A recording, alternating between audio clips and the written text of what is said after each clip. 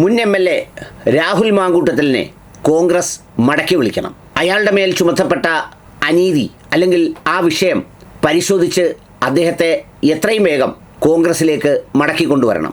കഴിഞ്ഞ കുറേ നാളുകളായി ഈ പറയുന്ന രാഹുൽ മാങ്കൂട്ടത്തിലിനെ സൈബറിടത്തിൽ വളരെ ശക്തമായി ആക്രമിക്കുകയും അദ്ദേഹത്തെ ആക്ഷേപിക്കുകയും ഒക്കെ ചെയ്തിട്ടും ഒരു പാർട്ടിക്കാരൻ എന്നുള്ള നിലയിലും അദ്ദേഹത്തിനെ പാർട്ടിയിൽ നിന്ന് പുറത്താക്കിയപ്പോഴും നിശബ്ദമായി തൻ്റെ സാന്നിധ്യമോ ശബ്ദമോ ഒരു പ്രയാസം പോലും ഉണ്ടാകാതിരിക്കാൻ കോൺഗ്രസ് രാഷ്ട്രീയ ചരിത്രത്തിൽ ആരും ഒരു നിലപാടും ഇന്നുവരെ സ്വീകരിച്ചിട്ടുണ്ടാവില്ല. കുറഞ്ഞപക്ഷം എന്നെ കേട്ടില്ലെന്നും എനിക്ക് പറയാനുള്ളത് പറഞ്ഞില്ലെന്നും എന്നോടാരും വിശദീകരണം ചോദിച്ചില്ലെന്നും ഒക്കെ പറയാനുള്ള 100 അവസരങ്ങൾ അദ്ദേഹത്തിനുണ്ടായിരുന്നു. കാരണം അദ്ദേഹത്തോട് ആരും വിശദീകരണം ചോദിച്ചില്ല. എന്താണ് സംഭവിച്ചതെന്ന് അത്രയും നാൾ നിന്ന പാർട്ടി അന്വേഷിച്ചതുമില്ല. എന്നു മാത്രവുമല്ല, ഒരുപക്ഷെ യൂത്ത് കോൺഗ്രസ് രാഷ്ട്രീയത്തിൽ പഴയ തലമുറ കഴിഞ്ഞാൽ ഏറ്റവും കൂടുതൽ വേട്ടയാടപ്പെട്ട, ഏറ്റവും കൂടുതൽ നാൾ ജയിലിൽ അടയ്ക്കപ്പെട്ട ഒരു പ്രവർത്തകൻ കൂടിയാണ് രാഹുൽ മാങ്കൂട്ടത്തിൽ. ഒരു വാർത്ത വന്നപ്പോഴേക്കും അതെല്ലാ ചാനലുകളും കൂടി കത്തിച്ചപ്പോഴേക്കും ഈ കഴിഞ്ഞ ദിവസങ്ങളിൽ കണ്ട ഉന്മാദം പോലെ കേരളത്തിലാകെ ഒരു ഉന്മാദാവസ്ഥ സൃഷ്ടിച്ച് അദ്ദേഹത്തെ അങ്ങ് പുറത്താക്കുകയായിരുന്നു. ഇപ്പോൾ വളരെ നീതിയും ന്യായവും സമന്വയവും ഒക്കെ പറയുന്ന എല്ലാ നേതാക്കളും അവരവരുടെ താല്പര്യത്തിന് വേണ്ടിയും അവരവരുടെ ഇഷ്ടങ്ങൾക്ക് വേണ്ടിയും പാർട്ടിക്ക് ഒരുപാട് പ്രതിസന്ധി ഉണ്ടാക്കിയിട്ടുള്ളവരാണ്. പക്ഷേ രാഹുൽ മാങ്കൂട്ടത്തിൽ അങ്ങനൊരു പ്രതിസന്ധിയെ ഉണ്ടാക്കിയില്ലെന്ന് മാത്രമല്ല, ഒരു ശബ്ദവും കേൾപ്പിക്കാതെയാണ് എല്ലാ നടപടിക്കും വിധേയനായി അദ്ദേഹം പാർട്ടിയിൽ നിന്ന് പുറത്തു പോയത്. ഞാൻ മനസ്സിലാക്കുന്നിടത്തോളം നിലവിൽ അദ്ദേഹത്തിനെതിരെ ഒരു കുറ്റപത്രം നൽകിയിട്ടേയില്ല. അപ്പോൾ കുറ്റപത്രം നൽകാതെ ഒരു നിയമപ്രക്രിയ ആരംഭിക്കാൻ അദ്ദേഹത്തിന് കഴിയില്ല. ഇത്രയും ആസൂത്രിതമായി കൊടും കുറ്റവാളിയായി ചിത്രീകരിച്ച് അറസ്റ്റ് ചെയ്യപ്പെട്ട ഒരാളിന് എങ്ങനെയാണ് കുറ്റപത്രം നൽകാതിരിക്കുന്നത്? അപ്പോൾ അതിൻ്റെ അർത്ഥം ക്രിമിനൽ നടപടി പ്രകാരം കുറ്റകരമായ ഒരു പ്രവൃത്തി അദ്ദേഹം ചെയ്തിട്ടില്ല എന്നാണ് അതിൽ നിന്ന് മനസ്സിലാക്കേണ്ടത്. ഞാനിത് സംസാരിച്ചത് അഭിഭാഷകരോട് സംസാരിച്ചിട്ടാണ്. Advocate S. രാജീവ് എന്ന രാജീവേട്ടനോട് സംസാരിച്ചിട്ടാണ് ഇത് പറയുന്നത്. കാരണം ഇതുവരെയും ചാർജ് ഷീറ്റ് നൽകിയിട്ടില്ല. ചാർജ് ഷീറ്റ് നൽകിയെങ്കിൽ മാത്രമാണ് ആ ചാർജിനെ ചോദ്യം ചെയ്യാനും അതിനെ അസ്ഥിരപ്പെടുത്താനും ബാക്കി നടപടികളിലേക്ക് കോടതിക്ക് പോലും കടക്കാൻ കഴിയൂ. ആ അവസ്ഥയിലാണ് അത് നിൽക്കുന്നത്.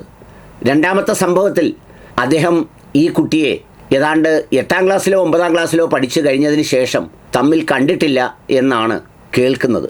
അതും വാസ്തവമാണോ എന്ന് അന്വേഷിക്കേണ്ട ചുമതല ഈ പറയുന്ന നിയമപാലകർക്ക്, അറസ്റ്റ് ചെയ്തിട്ടവർക്കുണ്ട്. അവരുടെ കയ്യിലുണ്ടാവും അതിൻ്റെ തെളിവുകൾ, രേഖകൾ. അവരോട് ചോദിക്കണം. ഇനിയിപ്പോൾ പാർട്ടി അധികാരത്തിലാണല്ലോ, ആ പഴയ പോലീസ് ഓഫീസർമാരെ വിളിച്ച് ചോദിച്ചാൽ പോരെ എന്തിനാണ് അറസ്റ്റ് ചെയ്തത്, എന്തായിരുന്നു കുറ്റകൃത്യം, നിലനിൽക്കുന്ന കുറ്റകൃത്യം ഏതാണുള്ളത് എന്ന് ചോദിക്കുന്നതിന് തടസ്സമൊന്നുമില്ലല്ലോ. എന്നിട്ട് അദ്ദേഹം ഒരു തെറ്റ് ചെയ്തു എന്ന് ശിക്ഷിക്കപ്പെടുന്നത് വരെ എല്ലാവരും നിരപരാധികളാണ്. കൊലക്കേസ് പ്രതികൾ, ശിക്ഷിക്കപ്പെട്ടവർ പോലും ഇലക്ഷനിൽ മത്സരിച്ചിട്ടുണ്ട്. നിരവധി കേസുകളിൽ പ്രതിയായവർ പല സ്ഥാനങ്ങളിലും ഇരിപ്പുണ്ട്. പിന്നെ രാഹുൽ മാങ്കൂട്ടത്തിന് മാത്രം എന്താണ് അയോഗ്യത എന്ന് മാത്രവുമല്ല, ഈ ഇലക്ഷൻ സമയത്ത് നികേഷ് കുമാറിൻ്റെ നേതൃത്വത്തിലൊക്കെയുള്ള PR ടീമുകൾ പലതും തകർത്തു വിട്ടപ്പോൾ അതിനെ പ്രതിരോധിക്കാനുള്ള ബ്രഹ്മാസ്ത്രം പ്രയോഗിച്ചത് ഇതേ രാഹുൽ മാങ്കൂട്ടത്തിലാണ്. അയാൾ മിണ്ടാതിരുന്നാൽ ആരും അയാളോട് ചോദിക്കത്തില്ല നിങ്ങളെന്തേ മിണ്ടാതിരിക്കുന്നതെന്ന്. കാരണം മിണ്ടാനുള്ള അർഹതയോ അവകാശമോ ആ പാർട്ടി അദ്ദേഹത്തിന് കൊടുത്തിട്ടില്ല. ഇത്രമേൽ ആക്രമിക്കപ്പെട്ട് അദ്ദേഹം ചുരുണ്ടപ്പോഴും ഒരു നേതാക്കളും, ഈ പറയുന്ന മുൻനിരയിൽ നിൽക്കുന്ന യുവനേതാക്കളടക്കം ഒരു കഥ കഴിഞ്ഞു, അല്ലെങ്കിൽ അത് അവസാനിച്ചു, ഇനി ഷാഫിയെ കൂടി തീർത്താൽ മതി എന്ന വാശിയോടും പകയോടുമാണ് പലരും നിന്നത്. കാലം കണക്ക് ചോദിക്കാതെ കടന്നു പോയിട്ടേയില്ല. ഒരുപക്ഷേ ഇനിയുള്ള കാലം അയാൾ കണക്ക് ചോദിക്കുന്നതാവും എന്നാണ് എൻ്റെ വിശ്വാസം. ഏതായാലും അടിയന്തരമായി രാഹുൽ മാങ്കൂട്ടത്തിലെ പാർട്ടിയിലേക്ക് മടക്കിയെടുക്കണം. ബാക്കി പലരെക്കാളും അദ്ദേഹത്തിന് പാർട്ടിക്ക് ആവശ്യമുണ്ട് എന്നാണ് എൻ്റെ വിശ്വാസം.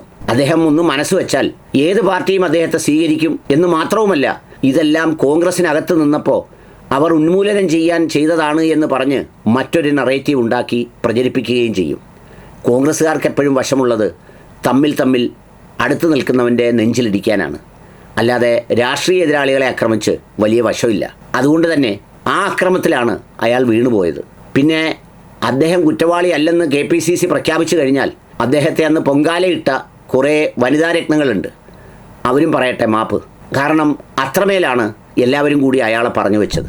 ഈ പല അനീതികളും ചോദ്യം ചെയ്യുന്നതിന് മുമ്പ് ആദ്യം സ്വന്തം പാർട്ടിക്കാരനായ സ്വന്തം സഹപ്രവർത്തകനായ ഒരാളിനോട് കാണിച്ചത് അനീതിയാണോ എന്ന് പാർട്ടി പരിശോധിച്ച് നീതി നടപ്പിലാക്കണം. Call back Rahul Mamkootathil.